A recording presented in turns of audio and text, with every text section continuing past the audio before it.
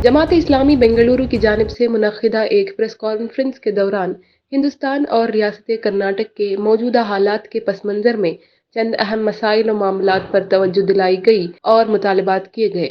इस मौके पर जमात इस्लामी कर्नाटक के सदर डॉक्टर साद बेलगामी ने इंटरनेशनल इशूज़, मुल्क और रियासत में बर्पा हो रहे सियासी व समाजी सूरत हाल पर गहरी रोशनी डाली और पैगाम दिया कि मौजूदा पेचीदा सूरत हाल में तब्दीली लाने के लिए आवाम उठ खड़ी हो, हक व इंसाफ के लिए आवाज़ बुलंद करे, जिद्दोजहद करे, जालिमों की मजम्मत करे और हर एतबार से मजलूमों की हिमायत करे। साथ ही डॉक्टर साद बेलगामी ने हिंदुस्तान और रियासत कर्नाटक में मुख्तलिफ अंदाज में पेश आ रहे मसाइल पर भी रोशनी डाली।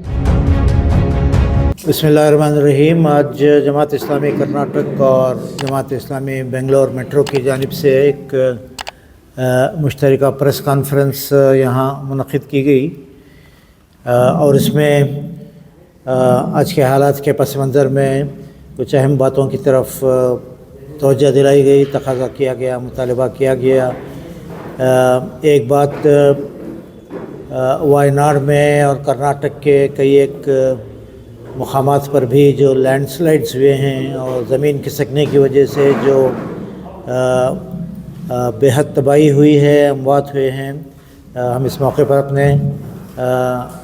गम और अफसोस का इज़हार करते हैं और जो फैमिलीज़ इस सिलसिले में मुतासर हुए हैं, इन मुतासरीन के साथ हम खड़े हैं और हुकूमत से मुतालबा करते हैं कि रिलीफ़ का काम और इन लोगों की मदद का काम बड़े पैमाने पर जैसा कि हो रहा है इसको जारी रखा जाए, बेहतर बनाया जाए। जमात इस्लामी की HRS ह्यूमैनिटेरियन रिलीफ सोसाइटी के नाम से एक विंग है कर्नाटक में, वो भी अपने कारिंदों को, वॉलंटियर्स को इस काम में लगाई है।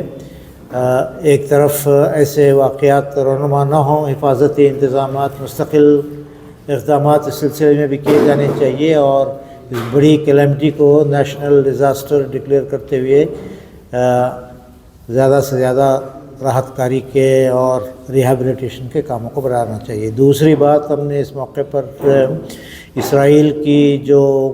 जारिहाना बर्बरियत बराबर जारी है और इंटरनेशनल कंडेमनेशन के बावजूद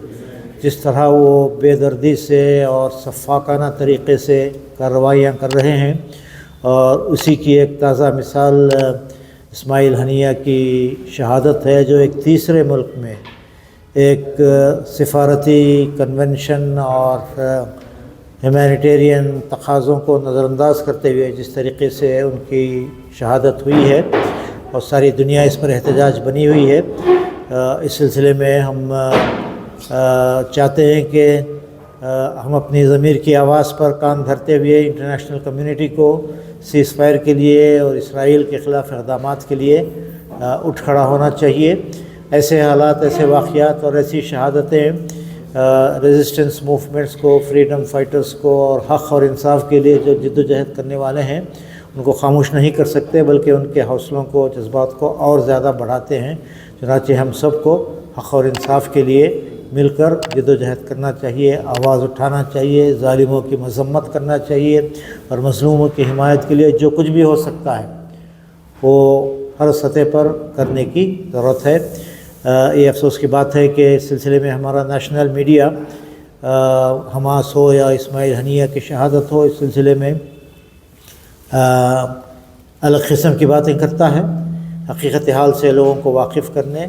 फ़लस्तीन की 1947 से जो जिद्दोजहद चली है उसकी हकीकत से लोगों को वाकिफ़ कराने, पब्लिक ओपिनियन को बनाने और ख़ास तौर पर हुकूमत की जो आगाज़ से फ़लस्तीनी अवाम की हिमायत और उनके हुकूक़ के सिलसिले में हिंदुस्तानी हुकूमत की जो देरीना पॉलिसी है उनको सपोर्ट करने की, उस पॉलिसी को बरकरार रखते हुए इस मामले में अपने वज़न और अपने इन्फ्लुएंस को यूज़ करके इन हालात के इस्लाह के लिए हुकूमत हिंद में कोशिश करे, ये हम मुतालिबा करते हैं।